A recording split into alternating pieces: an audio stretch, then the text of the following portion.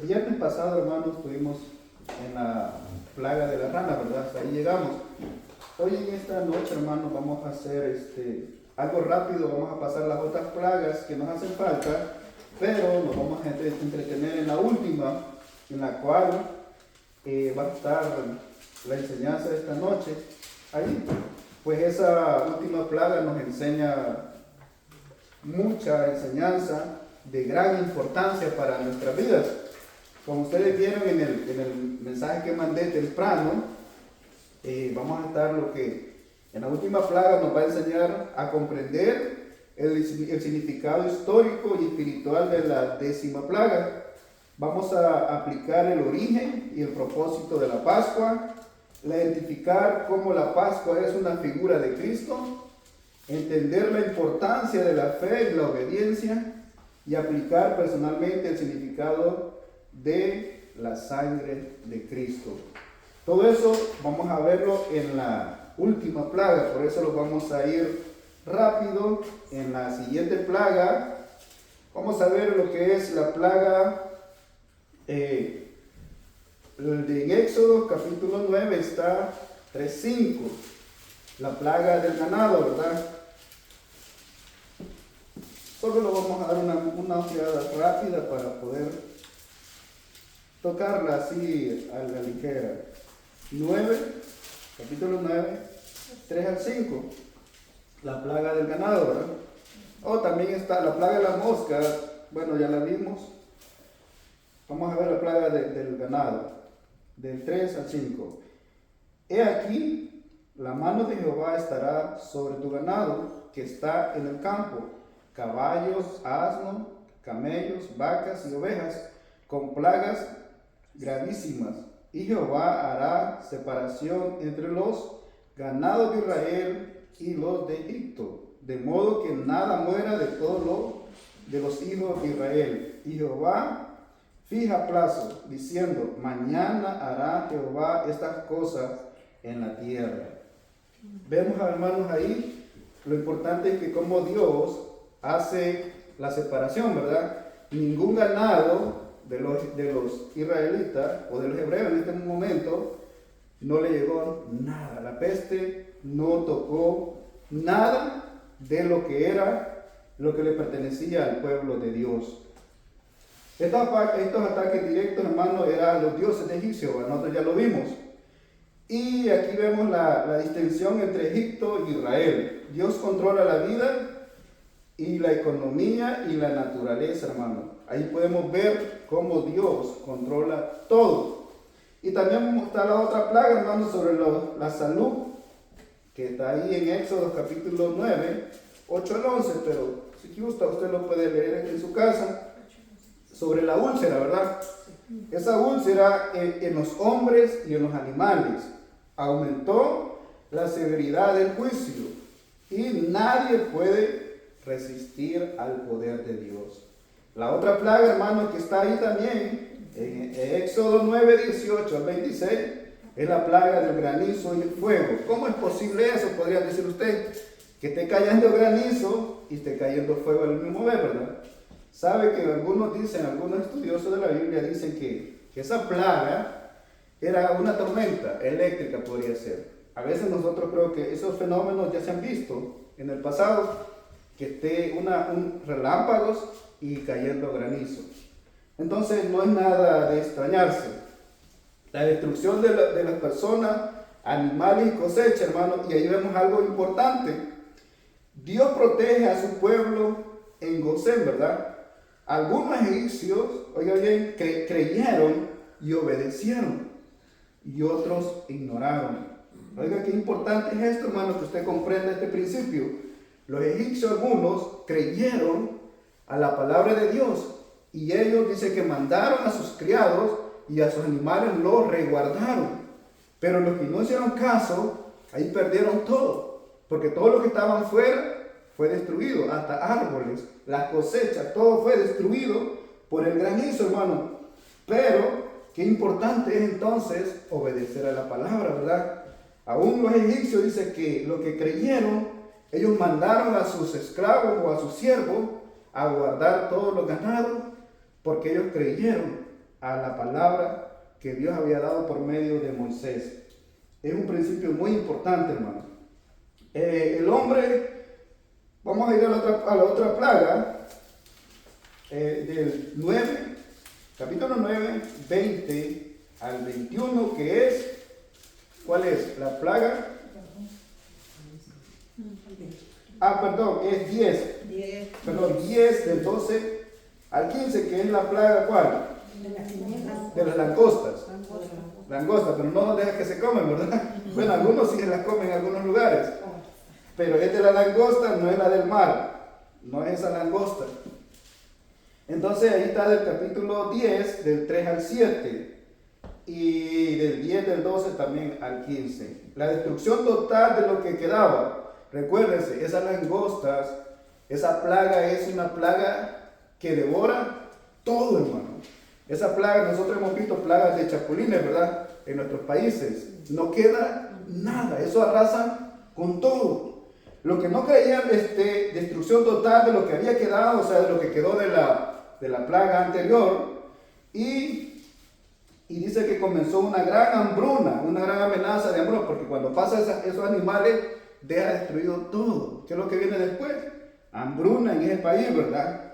Los siervos del faraón reconocen que Egipto está arruinado. Allí ellos reconocen que no pueden hacer nada. La otra plaga, hermano, las tinieblas, ¿verdad? Que está del 10, capítulo 10, versículo 21 al 23. Esas tinieblas, hermanos, fueron durante 3 días. Y esas tinieblas dice que hasta se podían palpar, oscuro, que no podían verse ni uno al otro. Pero miren lo milagroso, hermano, que es que a los israelitas, a los hebreos, había luz, hermano. Fíjense cómo es de lindo y hermoso cuando Dios protege a los suyos, ¿verdad? Allí ellos sí había luz. Y allí, hermano, después el faraón quiere negociar con Dios, diciéndole, ok, vayan, pero dejen los animales aquí. No, hermano, con Dios no se negocia. Si todo tienen que dejarlo o nada. Porque el faraón ahí dice en el capítulo 10, versículo del 24 al 26, ofrece obediencia parcial al faraón, ¿verdad? Pero Moisés rechaza esa condición. La obediencia a Dios debe ser completa, no a media. Entonces rechazó eso y dijo, no vamos a ir solo nosotros. Porque entonces, ¿qué vamos a sacrificar allá, verdad? Él quería que dejara los animales como algo, una garantía que ellos iban a regresar. Pero él dice, no va a pasar eso. Entonces, hermano, ahí aparece en el 9, vemos en el 10 ya, que en el 9 que el faraón endureció más su corazón, ¿verdad? Pero ahora, hermanos, ya que vimos eso algo parcialmente rápido, vamos a ir a la que sí nos interesa en esta noche, que es la plaga la última, podríamos decir, ¿verdad? La plaga 10ª y su propósito. ¿Usted sabe cuál era ese propósito, hermano, de esa última plaga? Alguien que me ayude. Vamos a estar en el 11, vaya al capítulo 11. Y lo vamos a leer, hermanos, todo el capítulo 11 para poderla comprender mejor. Y así tal vez me puede ayudar cuál era el propósito de esa plaga. Estamos en Éxodo capítulo 11, versículo del 1 hasta el 10, ¿verdad? Que es todo el capítulo. Y dice la palabra de Dios de la siguiente manera. Jehová dijo a Moisés, una plaga traeré aún sobre el faraón y sobre Egipto, después de la cual os dejará ir de aquí y seguramente os echará de aquí de todo. O sea que, imagínense, Dios ya está advirtiendo, ¿verdad? Que los va a echar, o sea que les va a decir que se vayan rápido. Habla ahora al pueblo y que cada uno pida a su vecino y cada uno a su vecina alhajas de plata y de oro. Y Jehová dio gracia al pueblo en los ojos de los egipcios. También Moisés era tenido por gran varón en la tierra de Egipto, a los ojos de los siervos de Faraón y a los ojos del pueblo. Dijo pues Moisés, Jehová ha dicho así: a la medianoche yo saldré por en medio de Egipto, y morirá todo primogénito en la tierra de Egipto, desde el primogénito de Faraón, que se sienta en su trono, hasta el primogénito de los siervas, que está tras el molino, y todo primogénito de la bestia. Y habrá gran clamor por toda la tierra de Egipto, cual nunca hubo ni jamás habrá. Pero contra todos los hijos de Israel, desde el hombre hasta la bestia, ni un perro moverá su lengua, para que sepáis que Jehová hace diferencia entre los egipcios y los israelitas, y descenderá a mí todos estos tus siervos, e inclinados delante de mí dirán: vete, tú y todo el pueblo que está debajo de ti. Y después de esto yo saldré. Y salió muy enojado de la presencia de Faraón. Y Jehová dijo a Moisés: Faraón no os oirá, para que mis maravillas se multipliquen en la tierra de Egipto.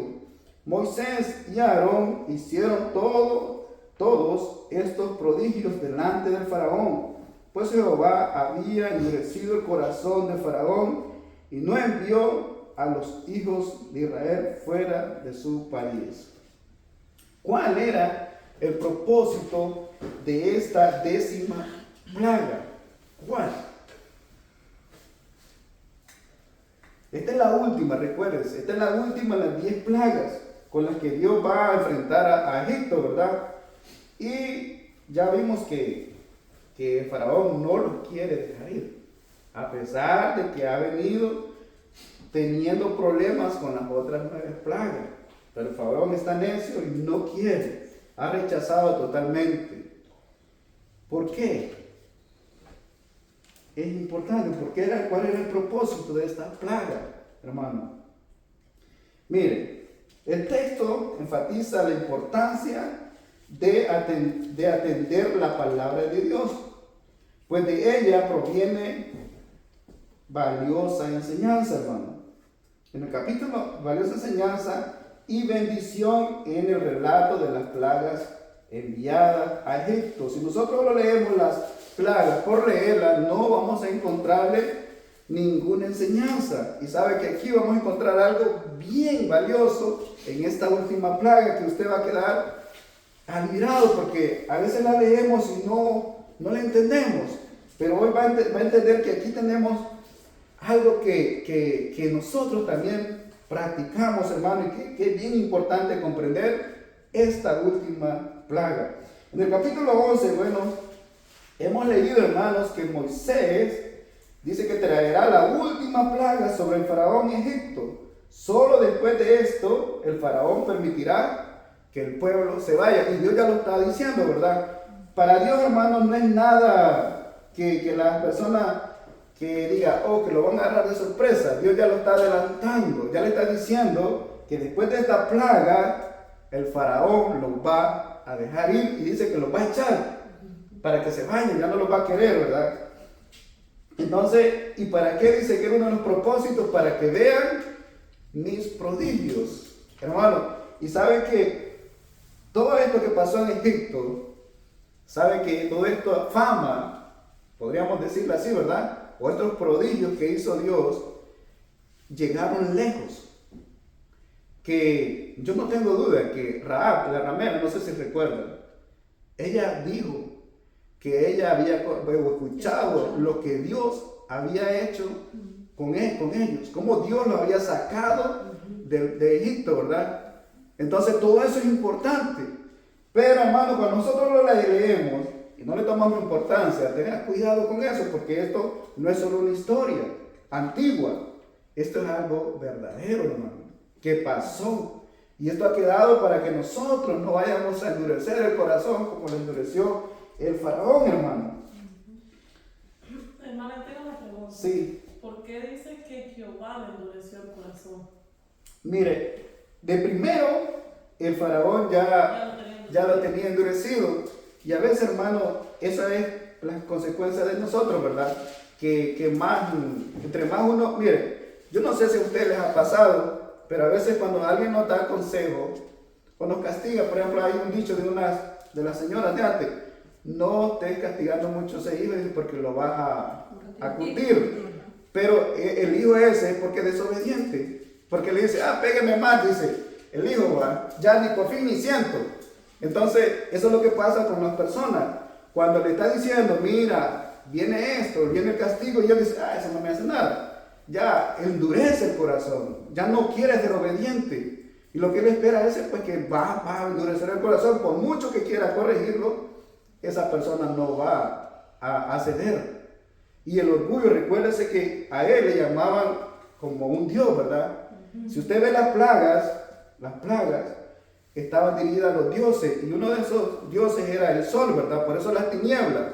Yo no me entretuve ahí porque quiero avanzar, pero la tiniebla prácticamente atacó al dios sol, y al faraón lo tomaban como el dios sol, ¿verdad? Ra, así le llamaban, que era el dios sol encarnado en el faraón, y Dios atacó todo eso. Entonces ellos, hermanos, en una posición así, ellos endurecen el corazón. Gente que tiene dinero, gente que se cree bien estudiada, dice, ¿cómo va a venir a hablarme de eso si yo lo sé todo? Ellos endurecen su corazón a la verdad, y por eso muchos no vienen. Por eso Jesús dice, qué tan difícil va a ser para un rico, ¿verdad?, que entre al reino de los cielos. Es más fácil que un camello pase por el ojo de una aguja.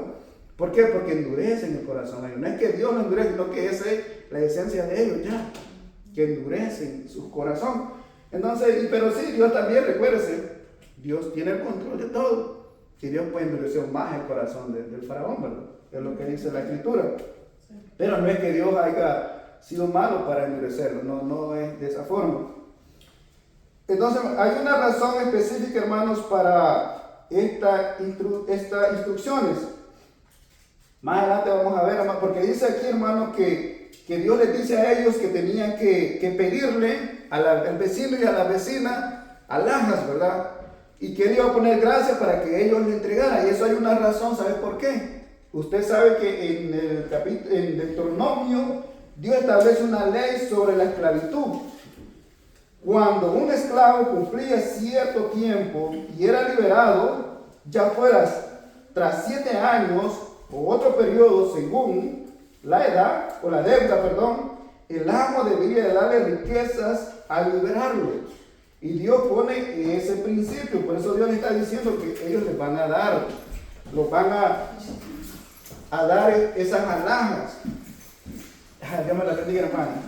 Así Dios, hermano, muestra justicia al decirle a Israel que no saldrá con las manos vacías después de haber sido esclavo. ¿Cuánto? 430 años, ¿verdad? Entonces era como una recompensa, como un clase de pago que los egipcios le estaban dando. Porque, como repito, Dios les mandó ese mandato. Usted en Deuteronomio va a encontrar que Dios dice que cuando un esclavo ya es liberado, después que haya pagado tanto tiempo de esclavitud, tenía que darle el amo algo para que él se fuera y comenzara a hacer su vida. Entonces, por eso es que Dios le dice eso, que ellos le van a pedir a la vecina, al vecino, y Dios va a poner gracias para que le dice. Si usted ve, dice que le dieron muchas cosas de oro, ¿verdad? Que se las pusieron a sus hijos y todo eso cuando salieron de Egipto. Dios promete, hermano, que les dará todo lo necesario al salir. En el versículo 4 y 7, estamos en Éxodo, hermano, capítulo 11, Moisés transmite el mensaje de Dios. A la medianoche dice, yo pasaré por Egipto y morirán todos los primogénitos desde el hijo del faraón hasta, él dice, hasta las siervas y todos los esclavos, podríamos decir, ¿va? Y los animales también. Dios advierte, hermano, que traerá una plaga mortal que impactará todos los sectores sociales del faraón hasta la sirvienta o el sirviente o el esclavo, ¿verdad? Y dice que eso nunca había habido y nunca iba a haber más. Hermano, que iban a morir el primogénito, estamos hablando de que el primer nacido, sea de mujer o de animal, ¿verdad? Eso iba a ser el primogénito. Hermano, en la cultura egipcia eso era bien importante, muy importante, porque el primogénito era el que iba a continuar el linaje de todos. Era bien importante y Dios le estaba dando donde más dolía, donde ellos creían que ahí el primogénito era intocable, hermano. Para ellos era como un Dios también, intocable, nadie lo podía tocar. Tenía muchos privilegios, pero Dios dice, conmigo no van a jugar. Si ustedes no quieren hacer caso, pues. Pero para ver cómo, o sea, uno de los propósitos es para también demostrar, hermano, el poder de Dios, que ningún poder de los dioses que ellos adoraban podía con ese poder de Dios. Recuerden eso, nunca lo olviden. El dolor, hermano, que se experimentó en Egipto, según las declaraciones divinas, será de una magnitud sin precedente. Nunca había pasado tal cosa allí. Bueno, también, hermanos, a menudo se interpreta, hermanos, que sobre los juicios de Dios, que Dios hace diferencia entre Israel y Egipto. Y muchos creen que Dios tiene preferidos. No, hermano, no es así. ¿Y sabe por qué Dios protegió a Israel o a los hebreos que a Egipto? ¿Sabe por qué? Según lo que hemos venido estudiando. El viernes pasado yo les dije, y ahora también mencioné un poco. ¿Por qué será que Dios hizo esa excepción de proteger a los hebreos y no a los egipcios? ¿Por qué? Si Dios no hace excepción de personas. Dios no hace excepción de personas. Eso nos va a ayudar, hermano, a nosotros a entender más adelante sobre este estudio.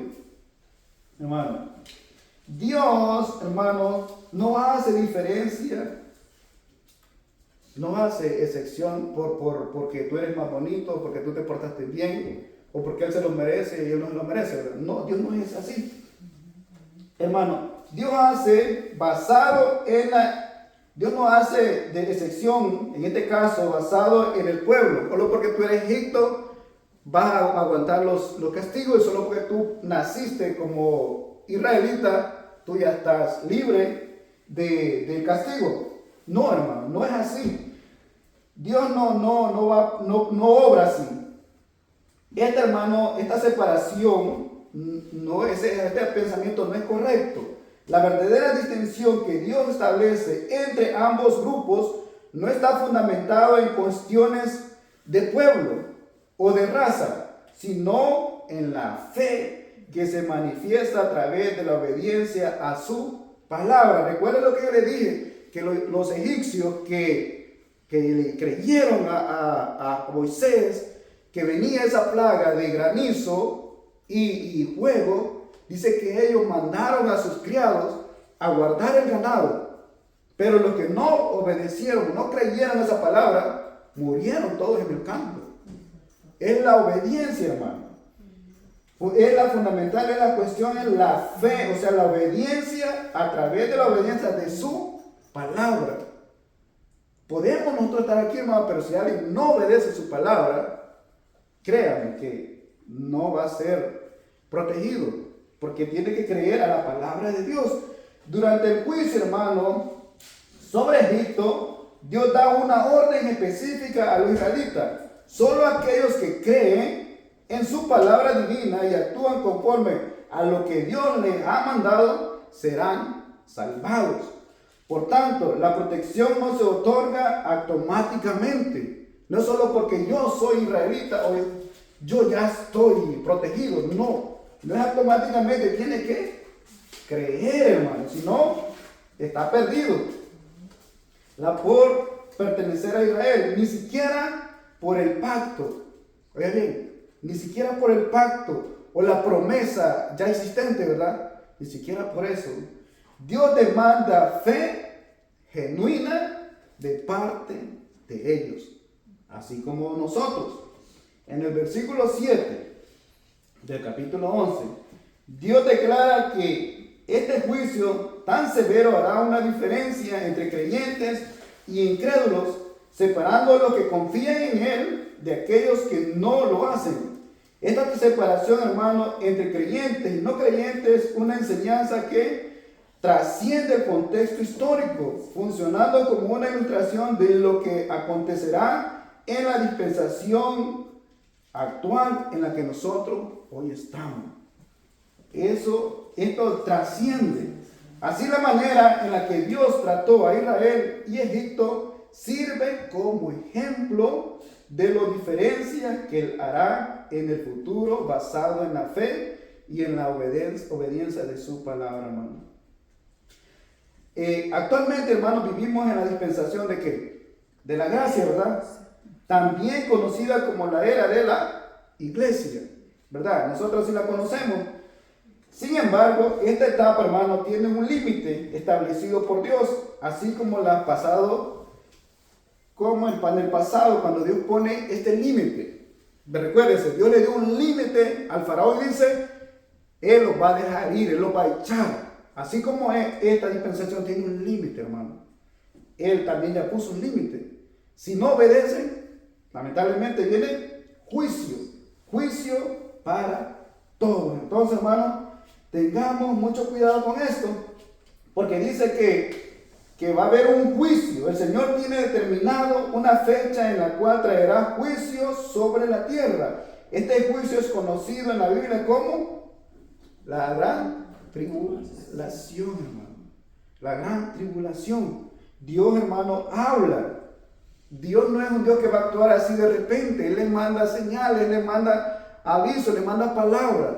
No endurezcan su corazón, por favor, porque dice que así como Dios le dio un tiempo determinado al faraón, al pueblo de egipcio, y él lo cumplió.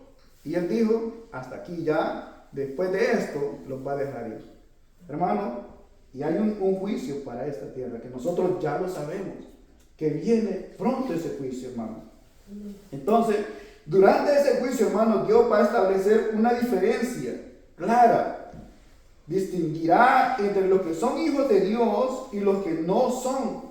Esta distinción, hermanos, se amplifica previamente en los capítulos 11 y 12, ¿verdad?, de Éxodo, donde Dios muestra la diferencia entre Egipto e Israel. Propósito era demostrar que Él hace diferencia entre ambos pueblos cuando alguien tiene fe o en la promesa que Dios le ha dado, la fe en eso, que tienen que creer. Cuando llega, hermano, la tribulación sobre esta tierra, Dios también va a proteger a sus hijos. Cuando venga la tribulación, Dios va a proteger a sus hijos. No va a ser para todos. Dios va a proteger a sus hijos. La diferencia, hermano, en la manera en que Dios trata a las personas durante el juicio, radica solamente en la fe de Jesucristo. Si nosotros tenemos fe en nuestro Señor Cristo, créanme que nosotros vamos a ser protegidos o librados de ese juicio. En el libro de Apocalipsis, hermano, se encuentra la promesa de ser librados de la hora de la prueba venidera. No sé si usted ya lo ha leído, pero dice que vamos a ser librados de la hora de la prueba venidera. El trato de Dios será diferente, no porque los creyentes sean mejores o realicen buenas acciones, sino por la fe puesta en su Hijo Jesucristo. Por eso es que van a ser protegidos en la hora venidera, hermano. Entonces, por eso es importante que nosotros creamos a la palabra de Dios. No solo la escuchemos, ¿verdad? Porque la podemos escuchar, pero eso no hace la diferencia. Más adelante vamos a ver unos ejemplos que la Biblia nos da. Según el texto, hermano, existen solo dos pueblos sobre la tierra. ¿Cuáles son esos dos? O dos familias, podríamos decir, sobre la tierra.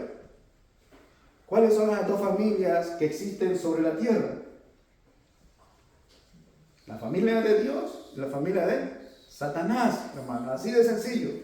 Ahora la pregunta es, ¿en qué familia, cuando ustedes nacen, en qué familia nacen? En la familia de Satanás, hermano. Lamentablemente, todos los que nacen en la familia de Satanás. Por eso Jesús dice que es necesario nacer de nuevo, ¿verdad? Entonces, el que no ha nacido de nuevo, lamentablemente todavía sigue estando o perteneciendo a la familia de Satanás. Pero si usted ya nació de nuevo, pues usted ya es hija, hijo de Dios. Por eso, hermano, esa palabra que dicen, todos somos hijos de Dios, es mentira. No se la crea. Son creación, criaturas. Pero hijos de Dios, no. Hijos de Dios son los que nacen de nuevo, como nosotros, ¿verdad? Por la gracia de Dios. Y Él ha tenido misericordia de nosotros. Entonces es importante saber eso. Por eso en el día del juicio pues va a haber esa separación. La familia de Dios, Él los va a cuidar, Él no va a descuidar a ninguno de ellos. Pero los hijos del diablo pues van a irse con ellos. Vamos a ir hasta el 12, hermano, porque aquí quiero avanzar. Ahora sí vamos al capítulo 12.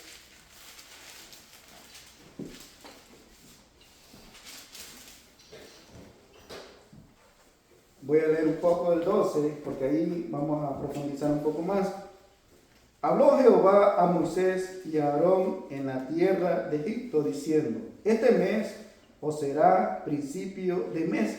Para vosotros será este el primero en los meses del año. Habla toda a la congregación de Israel, diciendo: en el 10 de este mes, tómese cada uno cordero, según la familia de los padres, un cordero por familia. Mas si la familia fuera tan pequeña que no basta para comer el cordero, entonces él y su vecino inmediato a su casa tomará una según el número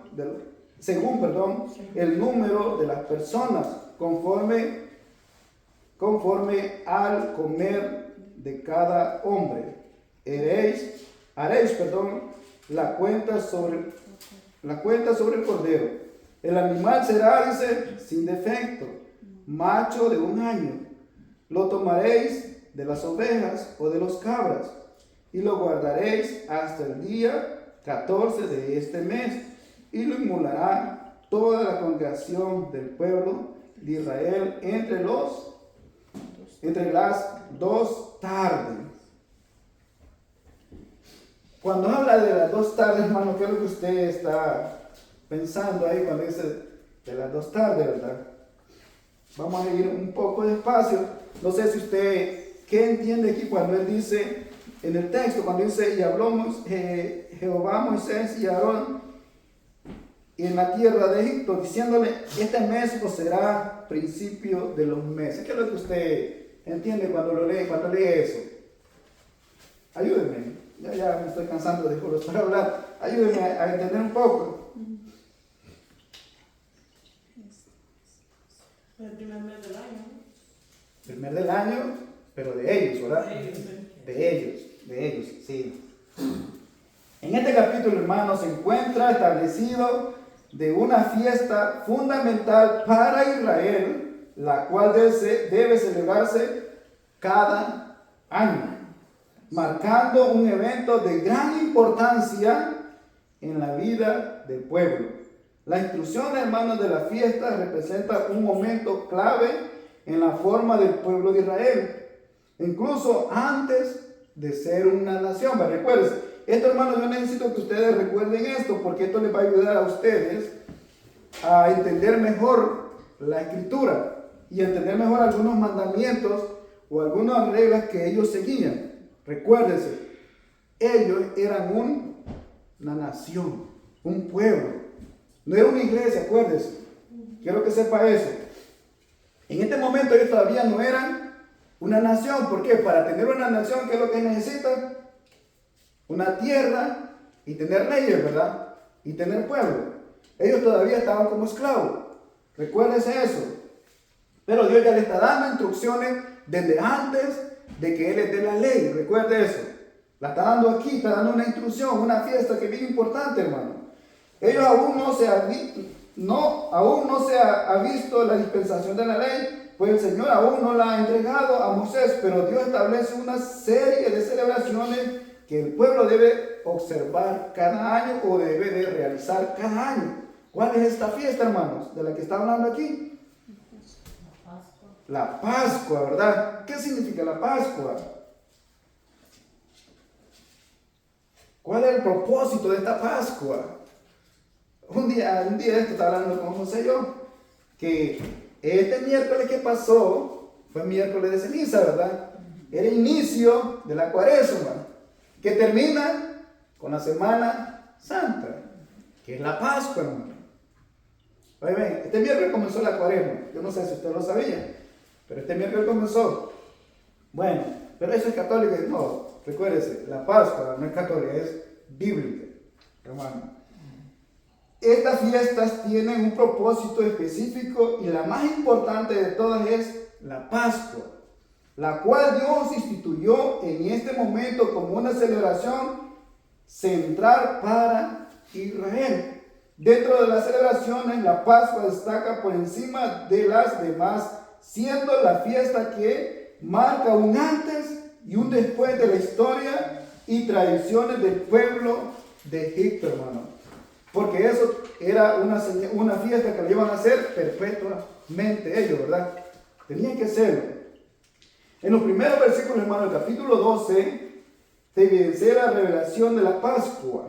Dios habla a Moisés y a Aarón en la tierra de Egipto, iniciando la celebración que será fundamental del calendario judío o del calendario religioso judío. En el 12 muestra cómo Dios establece el principio de los meses, hermano. Dios aquí va a establecer los principios de los meses para el pueblo Egipto. Y dice que señalando el momento en que la Pascua debe celebrarse y marcando el comienzo de una nueva etapa del pueblo. Hermano, para ellos la Pascua era principio del año. Y eso tiene un significado grandísimo para ellos y después para nosotros, hermano. Y la indicación que este mes será primero de los meses del año enfatiza la trascendencia de la Pascua en la vida y el calendario de Israel. Dios determina que el mes en que se instituye la Pascua será el primero de los meses del año para el pueblo de Israel. Este mandato marca el inicio de una nueva etapa donde la celebración de la Pascua se convierte en el evento central que define el calendario religioso. La celebración que Dios ordena no es una invención que Él se inventó, ¿verdad? Eso tenía un significado y tiene un significado muy profundo, hermano. Ni una adaptación, esto no lo celebraba ningún pueblo de ese tiempo. Algunas cosas sí lo celebraban, pero lo que es la Pascua, nunca nadie, ningún pueblo la celebraba. Es un mandato, una institución que Dios va a llevar a cabo en ese momento. No fue invento de Moisés, fue una ordenanza que Dios dio de festival. Hermano, ninguna religión tenía esto, hermano. Aunque Israel ya contaba con un calendario, recuérdese, y conocía el inicio, fin de mes, Dios establece un calendario religioso propio, fundamentado en su ley, en lo que Él ha dicho. Este calendario, hermanos, será exclusivo para su pueblo, aquellos que siguen y creen su palabra. El mes que menciona en Éxodo capítulo 12, versículo 2, es el mes de Nisan. No la marca del carro, sino que con una N al final, Nisan. Se escribe igual como en la marca del carro, pero le quita una N al final, Nisan. Ese es el mes, hermano, el primer mes, Nisan. Y que también en otros textos, en otros libros, se conoce como Abib. El mes Nisan con el mes Abib son lo mismo.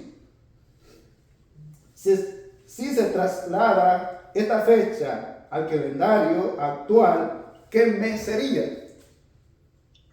Si la trasladamos a este calendario que nosotros usamos, ¿cuál mes sería? Nisan. No andan lejos los dos. Abril, marzo. Entonces, mire, eso tiene una explicación, porque si usted se ha dado cuenta, no todos los años cae el mismo mes, ¿verdad? En el calendario de nosotros. En el calendario de ellos sí, pero en el de nosotros cambia. ¿Qué calendario usamos nosotros? El calendario gregoriano. Es el que usamos nosotros. ¿Pero de dónde salió eso? Ya, hoy lo vamos a comprender. El calendario gregoriano, hermano. En la actualidad, hermano, nosotros utilizamos el calendario gregoriano, establecido por el Papa Gregorio.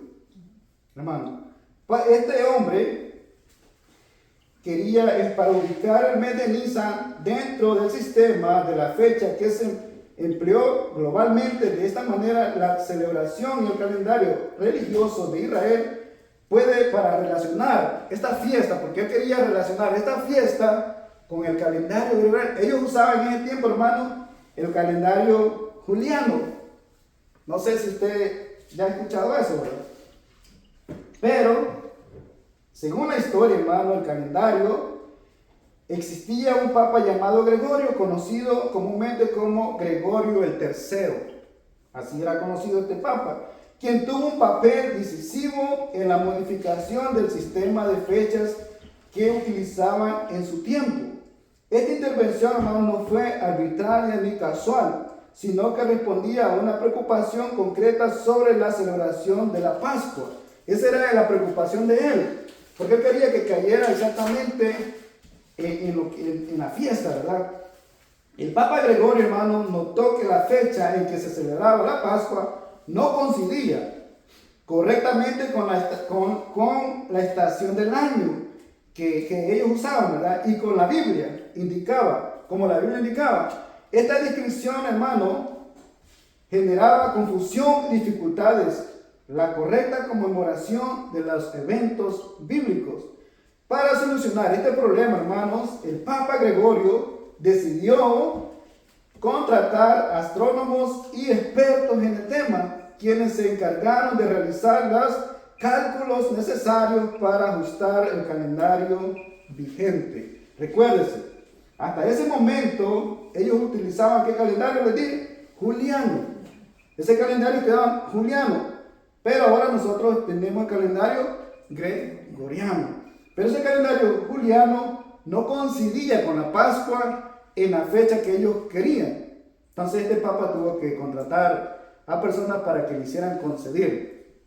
Entonces, tras analizar, hermano, los cálculos, se efectuó un ajuste que dio origen al calendario gregoriano, el cual es el sistema de la fecha que nosotros tenemos actualmente. Con la llegada del calendario gregoriano, el mes de Nisan o Aviv, que en el calendario religioso judío marca el inicio del año para ellos, puede equivaler, hermanos, según el año del mes de marzo o abril. Por eso, ahí va a tener una contestación. Por eso es que a veces la Semana Santa cae en la última semana de abril, no, en la primera semana de abril, perdón, o en la última semana de marzo. Siempre es así. En este año va a caer en la primera semana de abril. El año pasado cayó en la última semana de marzo, pero es por esa razón, porque ellos querían que coincidiera. Pero para los judíos, yo sé que algunos, aquí tenemos cerca un pueblo, ellos en esa semana, en ese mes, es inicio de año para ellos. Es inicio de año para ellos. Aunque para nosotros no va. Sí, ellos tienen calendario judío, nosotros tenemos el gregoriano, ¿verdad? Es por esa razón. Por eso, hermano, la Semana Santa le dije que cambia, ¿verdad? Cambia, pero no lo vamos a entretener en eso. Pero sí es bien importante comprender eso, porque no vamos a veces nosotros discutimos y no sabemos qué es lo que estamos discutiendo, ¿verdad? Pero es por esa razón. La fiesta de la Pascua, hermano, que Dios instituyó, se celebra al inicio de la primavera. Esto se revela porque el calendario gregoriano actualmente en uso primitivo que coincidía a estos tiempos. Por eso, hermanos, nosotros tenemos que tener en cuenta qué significa la Pascua. Y hermano, esto va a venir hasta cuando en los tiempos de Cristo, ¿sabe? Y por eso me he llevado a dar esta vuelta a ustedes, porque es bien importante que nosotros lo entendamos, hermano. La celebración de la Pascua, aunque nacional, tiene un fundamento, fíjese. Para ellos fue una ordenanza que todo el pueblo lo iba a hacer, ¿verdad? Pero además de ser nacional, es más importante familiar, fíjese. Y aquí hay algún mandato bien importante. Dice que la celebración de la Pascua, aunque nacional, tiene un fuerte énfasis en el ámbito familiar. Se celebra en la casa. Dios quiso destacar la importancia de la familia. En este acontecimiento, la familia es el núcleo de toda iglesia, ¿verdad? Y también de la sociedad, ¿o no? Amén. La familia, buenas familias conforman la iglesia y buenas familias conforman las naciones, ¿verdad? Mire qué importante es. La familia es la base sobre lo que se construye toda la iglesia como la nación. Los miembros de la familia constituyen la iglesia de Cristo y forman parte de las estructuras de la nación. Así la familia, hermano, reconoce como el bloque fundamental, estructural de toda iglesia. Hermano, es lindo cuando toda la familia completa está, ¿verdad? Y es lindo cuando las sociedades tienen buena familia. Pero hermano, cuando la familia fracasa, todo es un desastre en la nación. Vemos muchas naciones que han fracasado por eso. La familia, hermano, ocupa un lugar central en la estructura de toda iglesia. La celebración de la Pascua, hermano, inicia precisamente en el seno de la familia. Si leemos el capítulo 13, mire lo que nos enseña. Capítulo 12, 13. La sangre os será por señal en la casa donde vosotros estéis, y verá la sangre y pasará de vosotros, y no habrá en vosotros plaga de mortandad cuando hiera la tierra de Egipto. En la casa, hermano, vemos cómo Dios otorga a los padres la responsabilidad de enseñar a sus hijos el significado profundo de esta fiesta. No es la escuela ni el colegio cristiano que le están comprometidos a enseñar, somos nosotros los padres, ¿verdad? Por ello la Pascua, hermano, es una fiesta eminente familiar. Dios subraya la importancia de la familia, que es un papel importantísimo, hermano, para la iglesia. La sangre de este animal, hermano, sacrificado debía ser colocado ¿en dónde? En los postes, ¿verdad? Y dinteles de las casas donde se iba a comer el cordero. Así, la protección significada de la Pascua se vive dentro del hogar, con la familia reunida en la noche señalada. Se debe comer la carne asada al fuego junto a los panes sin levadura, hermano. Mira, aquí hay algo bien importante. Yo no sé si usted ha notado esto. Vamos a continuar leyendo el 12, pero mira lo importante que es. Aquella noche comeréis la carne, dice en el 8, vamos al 7, desde el 7. Éxodo capítulo 12, versículo 7. Y tomará de la sangre y la pondrá en los dos postes y en el dintel de la casa en que lo han de comer. Y aquella noche comerán la carne asada a fuego y panes sin levadura, con hierbas amargas. No comerán ninguna cosa, comeréis de la cruda, ni cocida en agua. Hermano, sí. ¿Por qué será que Dios dice que sea asada y no cocida en agua? Porque se tiene que cocinar bien la sangre. No.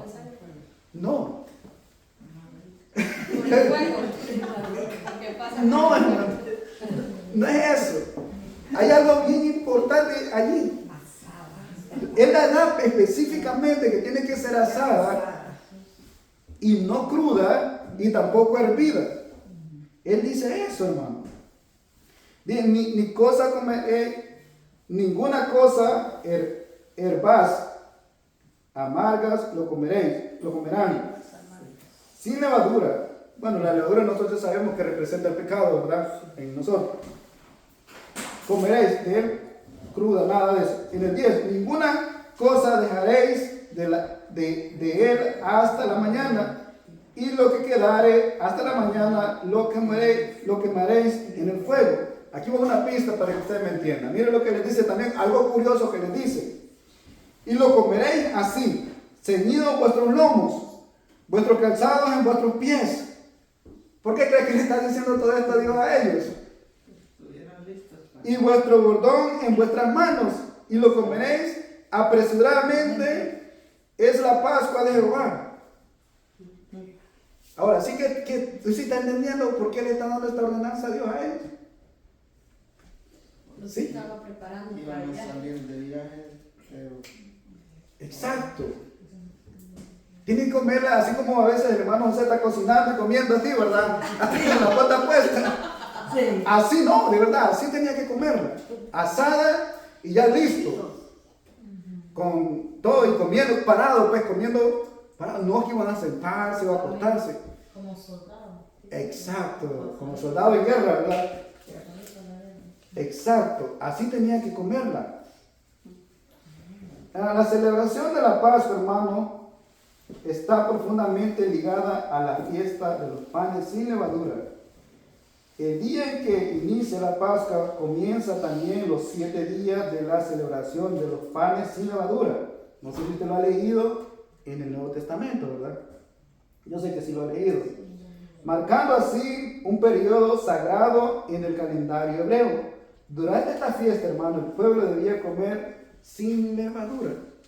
Y todavía hasta el día de hoy lo hacen, ¿verdad? Los judíos. Y acompañado el cordero con hierbas amargas. ¿Para qué era eso, hermano? Dice que para recordar los años de sufrimientos vividos en Egipto. Y para contárselos a los hijos. Para cuando una vez un hijo le pregunte, ¿por qué hacemos esto? Ellos le contaran lo que habían sufrido y cómo Dios los había liberado con esa mano poderosa de la esclavitud. Y por eso ellos lo hacían constantemente. La levadura, hermano, ya sabemos que representa el pecado, la maldad o la corrupción, ¿verdad? Voy más rápido.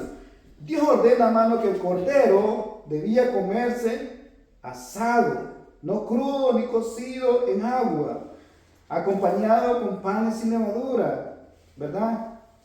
Y hierbas amargas. Ya dije la razón, era para recordar, ¿verdad? No se debía dejar nada del cordero hasta la mañana. Se lo tenían que comer todo. Por eso Dios les dice, si la familia es pequeña, únanse con el vecino inmediato para que la coman.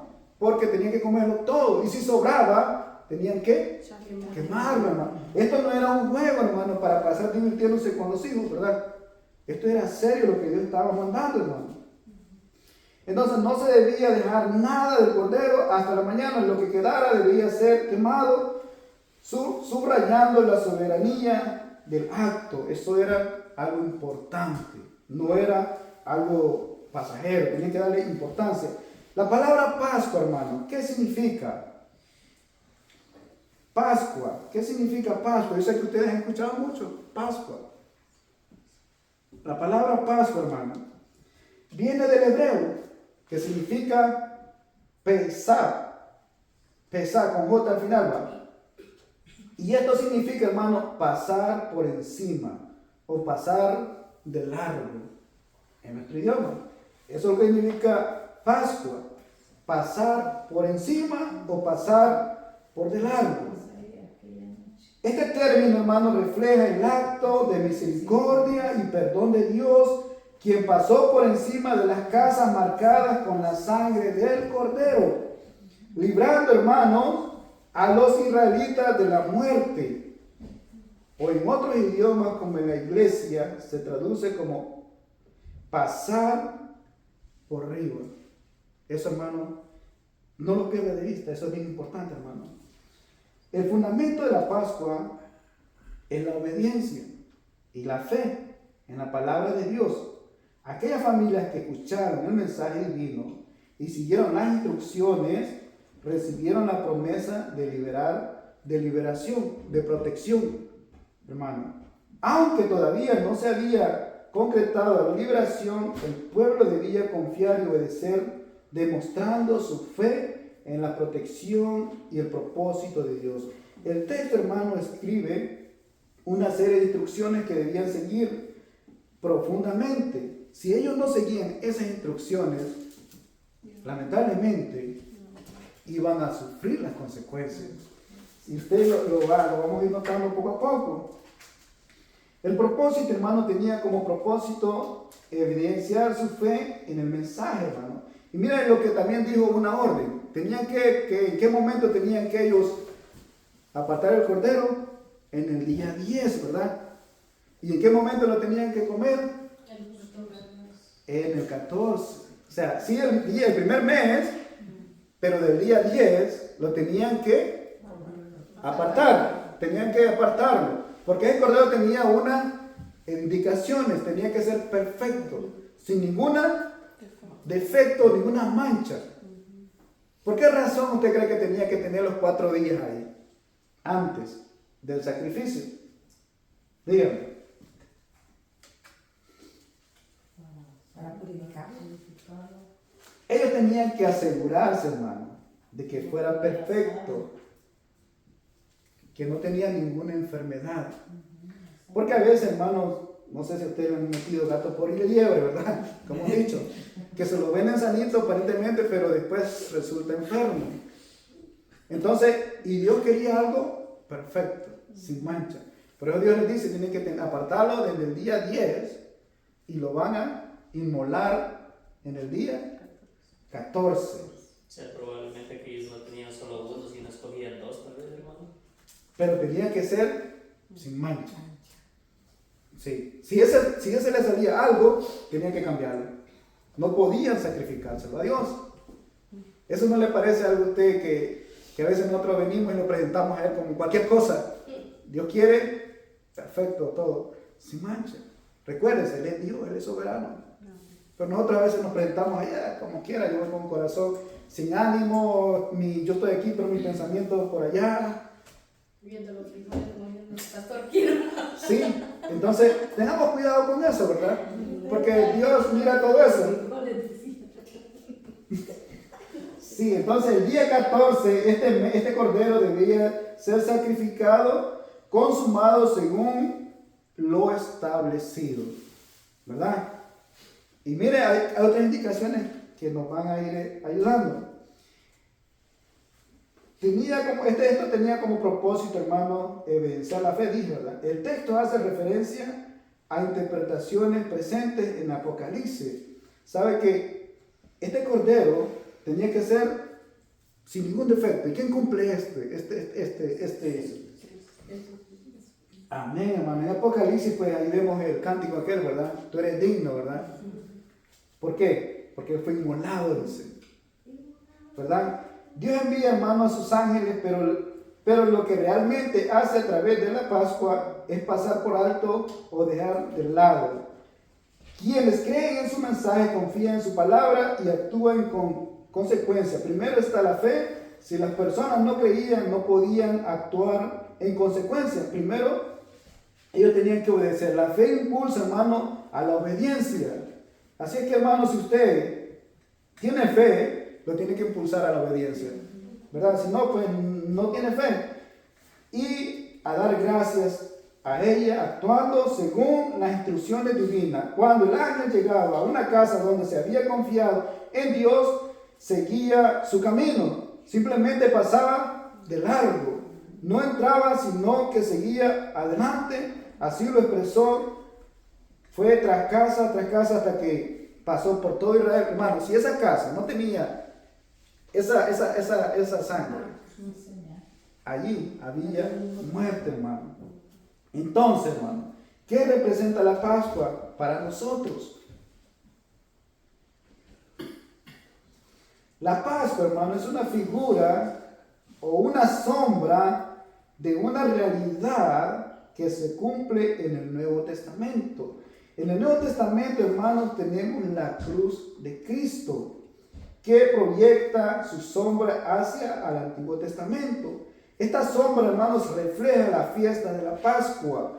Aunque muchas fiestas aluden al sacrificio, la Pascua es la celebración que mejor lo simboliza. La Pascua es una festividad que representa anticipadamente lo que ocurriría en el Nuevo Testamento, con la muerte de nuestro Señor Jesucristo. Constituyó un símbolo mediante el cual Dios instruyó a Israel sobre los acontecimientos futuros, específicamente aquellos establecidos para el momento en que Cristo venía a la tierra. Fíjense que hay algo bien importante, por eso nosotros no tenemos que leer la Biblia, no por leer.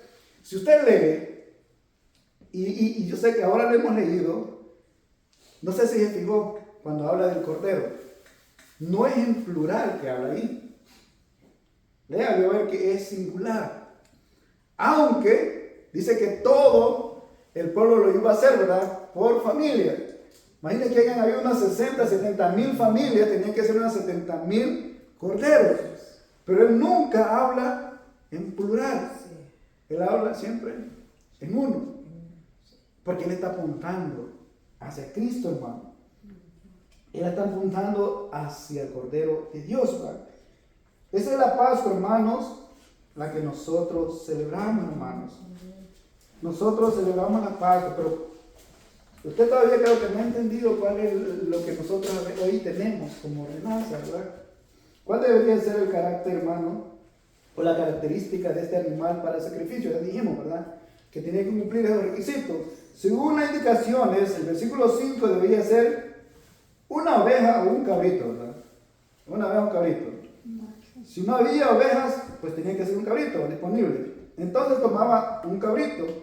El animal debería ser macho, tener 1 año de edad, estar sin defecto, podía prevenir tanto de las ovejas como de las cabras. Es importante notar que no se eligió a un buey ni ninguna otra especie de las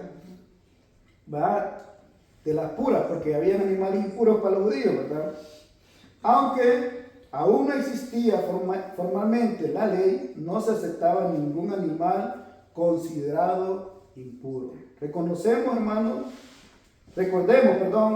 el pasaje en el que Juan el Bautista, vamos a Juan, capítulo 1, versículo 29. Ayúdenme a leerlo ahí. Capítulo 1, versículo 29.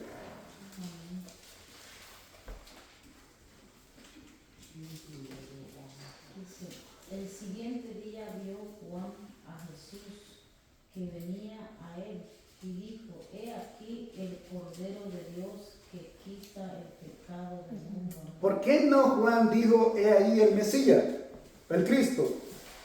¿Por qué no dijo: he ahí el Rey? Dijo: he ahí, dice, el Cordero, dice. He aquí el Cordero de Dios. Y no simplemente, hermano, dijo: ahí viene el Mesías, el Rey, ¿verdad? Dice el Cordero. No se trata de un cordero, hermano, común, como los que van a sacrificar aquí. No es simplemente un cordero distinto o temporal. Él dice que él quita el pecado del mundo, hermano. Juan identifica a Jesús como aquel que quita el pecado del mundo, que es el que, hermano, el portador, el que iba a ser sacrificado. ¿Por qué? ¿Usted recuerda por qué sacrificaban a ese cordero en la Pascua? Ese cordero, hermano, era como un sustituto Cubrir los pecados. de que, sí, pero también un sustituto que iba a pagar el precio. Recuérdese, ese cordero tenía que morir para que no murieran los que estaban en esa casa. Tenía que morir para que no murieran los que estaban en la casa. Y por eso es que murieron los otros, porque no había muerto nadie por ellos. Entonces, si un israelita en esa casa no obedecía, iba a morir alguien de ahí. Nosotros, hermanos, no vamos a morir. No estoy hablando físicamente, ¿verdad? Espiritualmente, no vamos a ir a la condenación porque murió ese cordero por nosotros. Amén. Es Cristo, hermano, el que ha muerto por nosotros. Él es el que pagó el precio. Entonces, hermano, Juan lo identifica como el cordero, ¿verdad? Que quita el pecado del mundo y que él es el que va a ser sacrificado en la Pascua. Un cordero, hermano, o un cabrito en su defecto, sin defecto, perdón. En primer lugar, la idea era que se ofreciera un cordero. Además, según el versículo 2, el animal debía ser específicamente un cordero y reunir ciertas condiciones, tal como se menciona en el versículo 5. El animal seleccionado para sacrificio debía estar completamente libre de defectos, sin ninguna enfermedad. Pero hay otros datos bien curiosos, que yo no sé si usted ya lo notó ahí también. Unos datos que son bien curiosos porque dicen, no, pero es que Jesucristo, algunos creen que Jesucristo solo fue un hombre que murió. No, hermano, Él vino a cumplir todo lo que estaba establecido. Y aquí lo vamos a ir viendo, no sé si usted ya vio algo importante.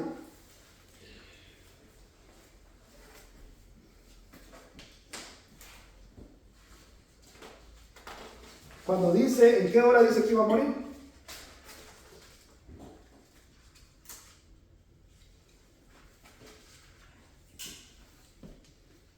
En las 2 tardes, ¿verdad? En las 2 tardes.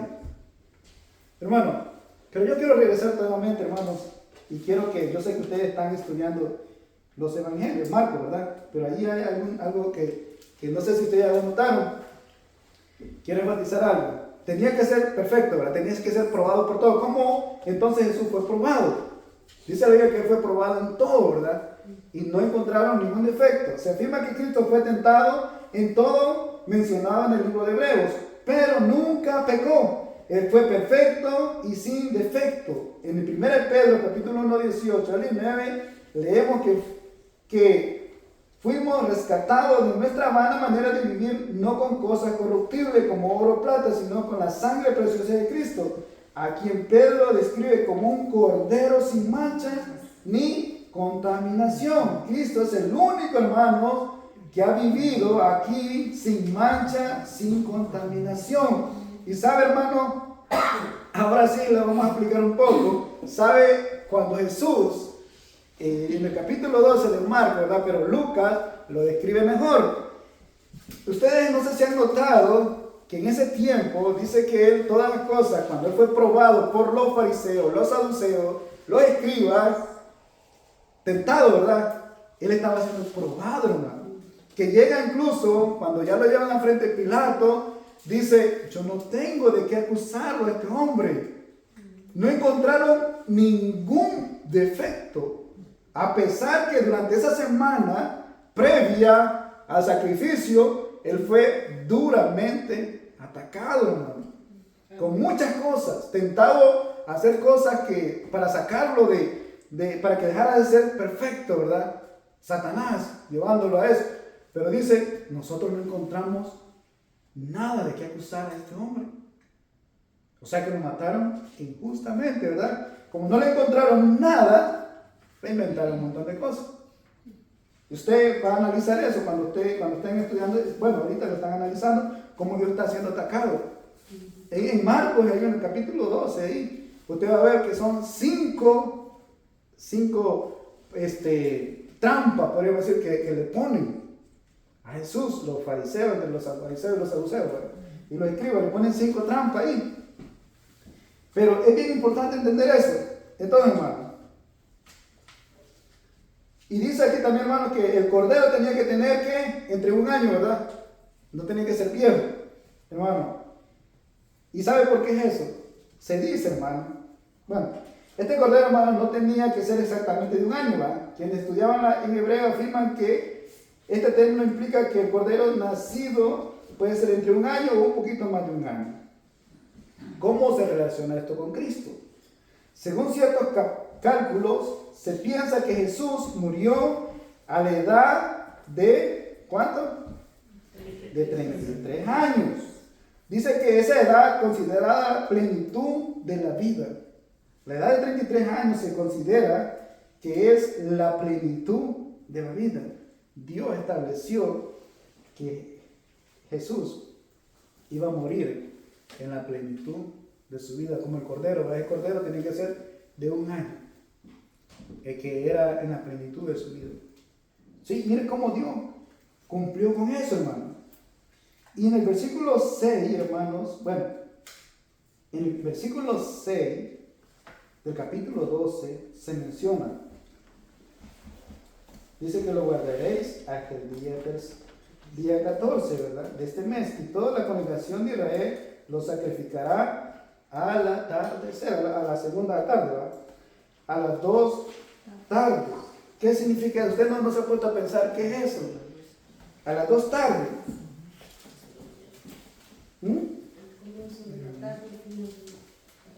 La palabra inmolar en nuestra Biblia dice inmolar, ¿verdad? Pero si usted busca otra tradición dice sacrificar. Eso es lo que quiere decir inmolar, hermano. Lo tendrían que sacrificar entre las 2 tardes. Vamos a prestar atención en esto. En todo relato, hermano, de la Pascua, aunque se sacrificaba un cordero por familia, el autor nunca habla en plural, así ya lo vimos. Hay varios versículos, hermano, en Apocalipsis donde se menciona estas alabanzas. Yo les dije Apocalipsis 5:9, pero vamos a ir rápido, ya nos pasó el tiempo un poco, pero yo quiero avanzar. En la hora, hermano, yo quiero que llevarlos a la hora de esa. ¿Sabe usted que para los judíos no cuentan los días, las horas como nosotros, los días como nosotros, ¿verdad? ¿Cómo lo cuentan ellos?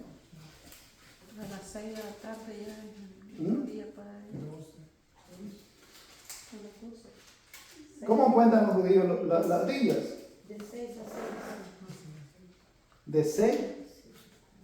Para ellos, la tarde, o sea, a las 6 de la tarde hasta las 6 de la mañana es un día. Si usted ve en Génesis, por eso es importante que nosotros tomemos en cuenta, si usted va a Génesis, ¿cómo contaban los días ellos? Una tarde y una mañana. Es un día. Ellos primero ponían la tarde, no como nosotros. Ponían una tarde, y esto, hermano, se lo voy a dejar de ver, esto le van a ayudar porque hay muchos que no entendemos. ¿Por qué si dice que murió el viernes y dijo que iba a tener 3 días, 3 noches? ¿Por qué si usted cuenta de viernes a domingo no hay 3 días, verdad? Eso le va a quedar ahí para que... Porque los judíos no cuentan como nosotros los días, ¿verdad? Pero muchos no comprendemos eso y nunca quizás se han preguntado eso, porque a veces eso no trae mucho. Pero hay quienes que sí les preguntan, ¿verdad?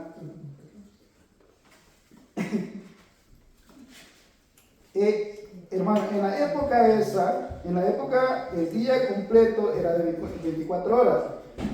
Se contabilizaba desde una tarde a la siguiente. Para los judíos esto significa 12 horas. La noche seguida por 12 horas. O sea, eran 12 horas desde las 6 de la tarde a las 6 de la mañana y de las 6 de la mañana a las 6 de la tarde. Así cuentan ellos. Y era 12 horas de noche y 12 horas de luz. En cambio nosotros contamos diferente. A las 12 de la noche ya termina el día para nosotros, ¿verdad? Y ahí comienza, pero para ellos no. Es diferente. Por eso es importante entender esto. Las horas nocturnas iban desde las 6 de la tarde hasta las 6 de la mañana y luego venía el periodo de la luz, que era desde las 6, ya dijimos, ¿verdad? Según la tradición judía, hermano, el día se dividía en 2 partes. La nocturna que iba desde, bueno, ya lo dijimos, desde las 6 de la tarde hasta la mañana, y la diurna que comenzaba a las 6 de la mañana y terminaba a las 6 de la tarde. La primera hora, hermano, del día, ¿qué hora era? La primera hora del día, ¿qué hora es? ¿Cómo cuentan los judíos? ¿Verdad? No como nosotros, porque la primera hora de nosotros es la 1 de la mañana. 12 de la tarde. No, la primera hora. Es importante esto, hermano, porque yo lo voy a llevar a Lucas. Después lo llevo a Lucas, ¿verdad? La primera hora del día, hermano, eran las 6 de la mañana. Esa es la primera hora. Y esto es muy importante que usted lo entienda, porque hay muchas cosas cuando Jesús le dice a Pedro, antes de que cante el gallo, me negarás 3 veces. Y esto es importante también porque la hora. Vamos a ir a Lucas, aunque Marco también lo dice, pero yo voy a agarrar a Lucas en esta noche. Entonces, la primera hora dice que eran las 6. La sexta hora que era entonces, hermano. ¿A qué hora era? Eran las 12, correcto. Las 12 del mediodía. ¿Y la novena hora cuál era? Las 3 de la tarde. Cuando se menciona que el cordero debía morir entre las 2 tardes, se refería a la última parte del día, es decir, entre las 3 y las 6 de la tarde del día 14, antes de la celebración de la Pascua. en esa noche. La muerte del animal debía ocurrir en ese tiempo. De las 3. Ahora vamos a Lucas, capítulo 23. Yo lo llevo a todo esto para que comprendamos. Lucas 23, versículos 44 y 46. Alguien que me ayude a leer.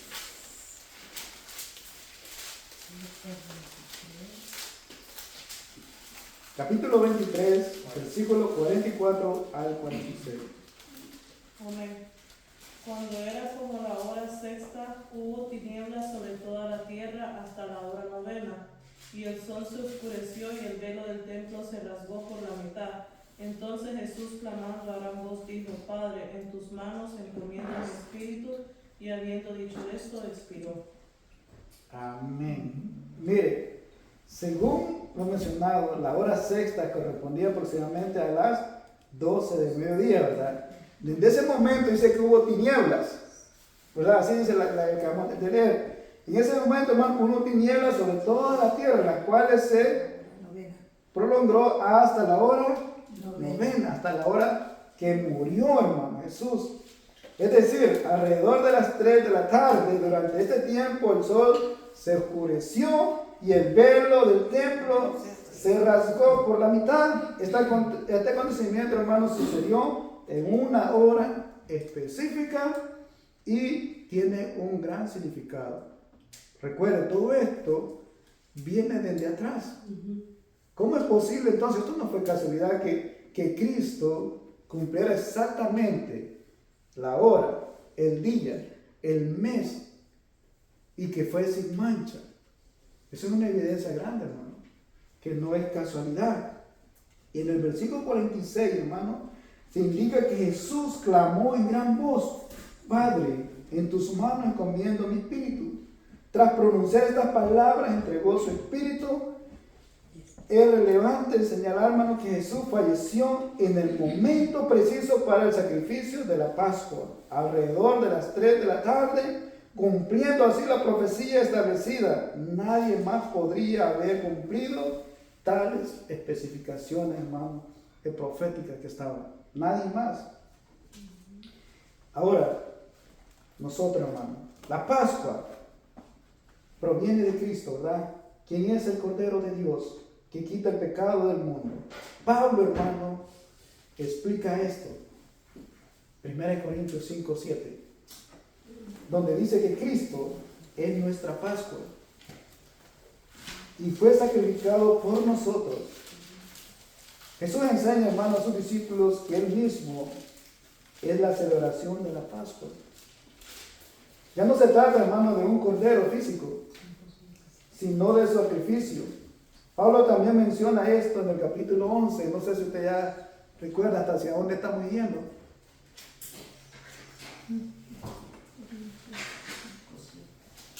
Primera de Corintios 5, 7 dice que Cristo es nuestra Pascua, hermano.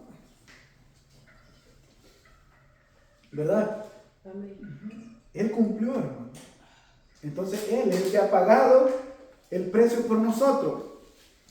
Y mire, siempre en 1 Corintios 11, y eso nosotros lo hacemos cada vez que celebramos la cena del Señor, hermano. Mire, el apóstol relata que el Señor Jesús, la noche que fue entregado, tomó pan, dio gracia, lo partió y dijo: tomad, comed, este es mi cuerpo, que por vosotros es partido. Haced esto en memoria de mí. De igual forma, hermano, después de cenar, toda la copa, y declaró: esta copa es nuevo pacto, que es mi sangre. ¿Y qué dice? Haced esto, y todas las veces que lo hicieres en memoria. Entonces, hermano, cuando nosotros celebramos la cena del Señor, ¿qué es lo que estamos recordando? Nosotros no estamos celebrando la Pascua como los judíos, ¿no? Porque eso era nada más la sombra de lo que iba a venir, del verdadero Cordero de Dios. Entonces hoy en día no se celebra la Pascua como... Los judíos la siguen celebrando. Pero nosotros los cristianos lo podemos hacer. Es Cristo. Ahora es de La cena, Santa Cena. la cena. El demonio dice que eso que hay que hacerlo. en memoria de Él. Recuérdese, aquel tiempo Él no había sido el Cordero perfecto, ¿verdad? Cada año tenían que estarlo haciendo. Eso es importante que nosotros lo entendamos. Ellos como ellos todavía no lo aceptan, tienen que hacerlo cada año. Ahora dice que Él vino y murió una sola vez, para siempre. Nosotros no teníamos que estar matando cada vez, es una vez. Y dice que Él quita los pecados, hermano, de todos nosotros, hermano. La Pascua mencionada aquí se refiere al sacrificio de Cristo, una de las ilustraciones más importantes del Antiguo Testamento, donde el Cordero muere en la cruz por nuestros pecados, hermano. Sin embargo, no basta solo, hermano. Yo sé que ya estás pasando el tiempo, pero quiero llevarlo a esto. No, hermano, sin embargo, hermano, no basta solo con el Cordero muerto. No basta con solo eso. Porque, hermano, muchas veces usted ellos mataban al Cordero, pero si ellos no seguían exactamente las especificaciones, no bastaba con eso. Mire lo que dice. No basta solo con el Cordero muriendo o que muera. ¿Por qué digo esto, hermano? Porque mire, dice la Biblia que Dios murió por todos. Jesucristo murió por todos, ¿verdad? ¿O no? Para quitar el pecado del mundo. Ahora la pregunta es, ¿son salvos todos? No. ¿Por qué? Porque no quieren aceptar al Señor. Entonces, ¿Dios es malo? Él ya dio el Hijo. Ahora, Él murió por todo el mundo. ¿Pero por qué no se salva todo el mundo? Mire, no basta que muriera el Cordero.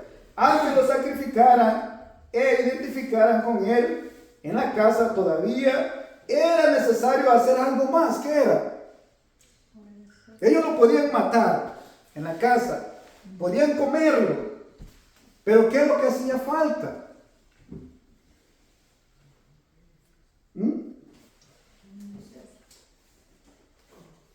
Era necesario algo más. ¿Qué es lo que es necesario?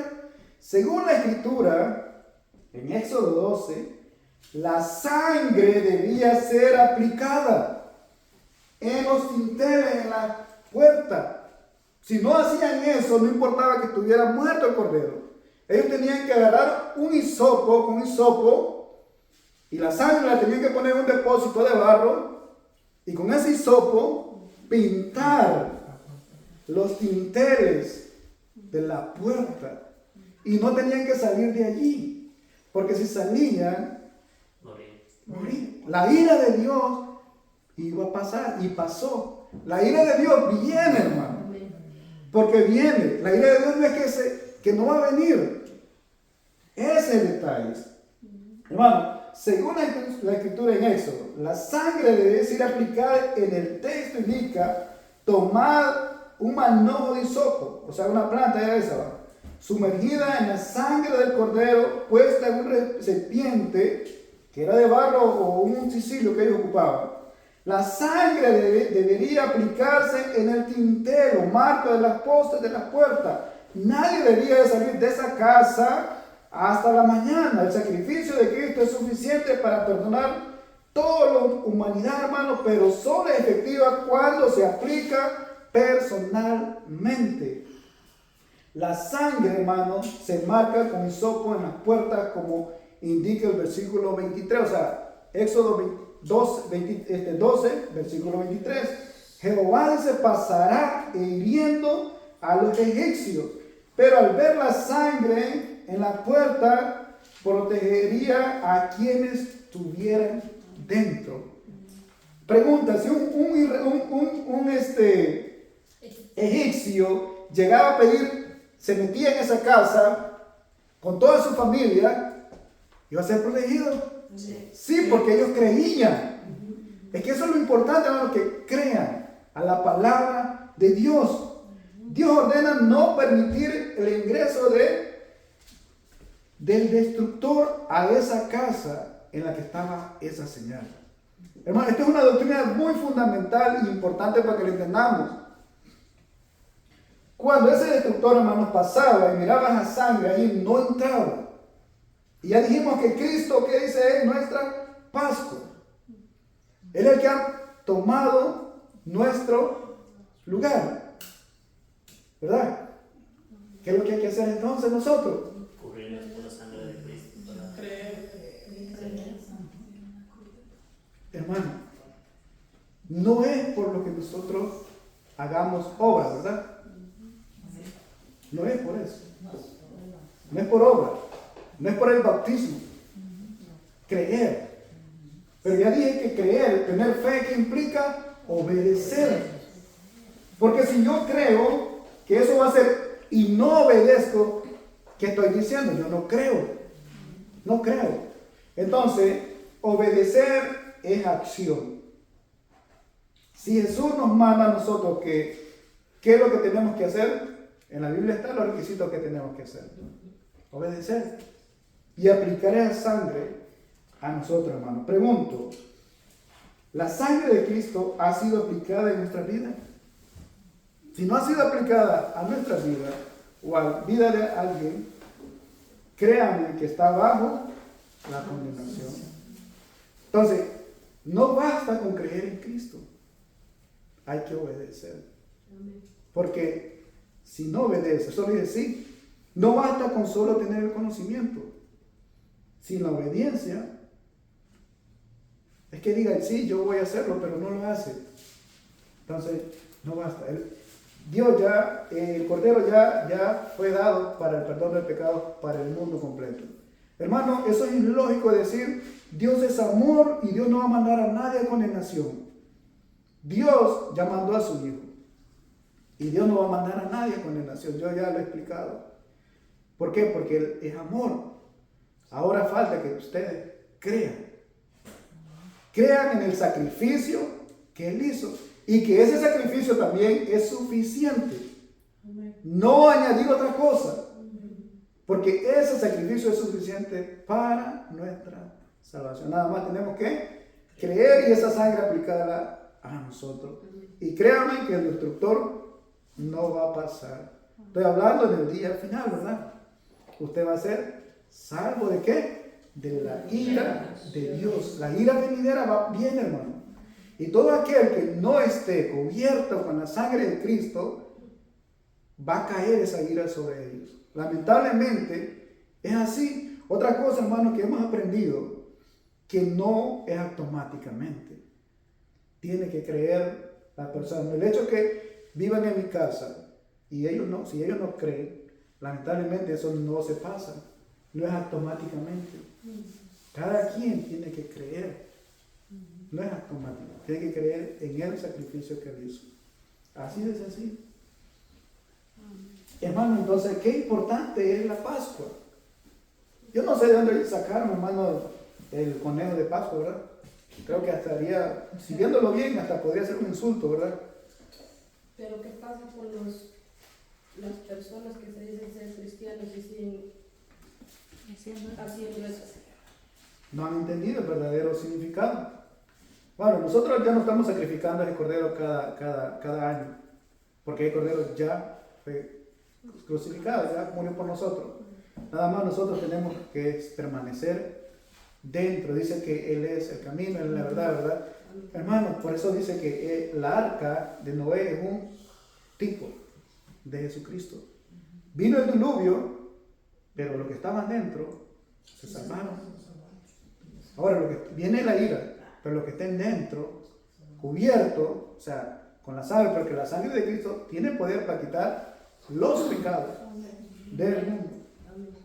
Y esa es la que nos protege a nosotros, ¿verdad? Entonces, es lindo entender, mire cómo venimos desde el Antiguo Testamento hasta el Nuevo, y ahora sí va a tener significado cada vez que usted tome o participe en la cena del Señor. ¿Usted qué está diciendo? Por eso nosotros decimos que los que pueden participar son los que han creído en el sacrificio de Jesucristo. Porque aquel que no ha creído lo está haciendo indignamente, no sabe lo que está haciendo y está comiendo juicio. Pero que ya creyó, ese está protegido con la sangre de Cristo. Y ese sí, con toda autoridad lo puede hacer, sabiendo que no es un juego tampoco. Es algo solemne, algo bien importante. El día de mañana vamos a estar predicando también algo similar. Está predicando sobre por qué las ciudades de Sodoma y Gomorra fueron destruidas. Y ahí vemos algo también lindo, que antes de ser destruida, Dios sacó al justo, ¿verdad? Miren cómo es Dios. Dios protege, en todo momento protege. Dios sacó al justo. Pero también había una ahí que no todavía estaba con un ojo atrás, ¿verdad? Porque puede ser que también ellos quieran, pero como miran para atrás, quedó en un poste de sal, una estatua de sal. Tengamos cuidado con todo eso, ¿no? Vamos a orar. Amén. Oh Dios, te damos las gracias, Señor, por este hermoso día.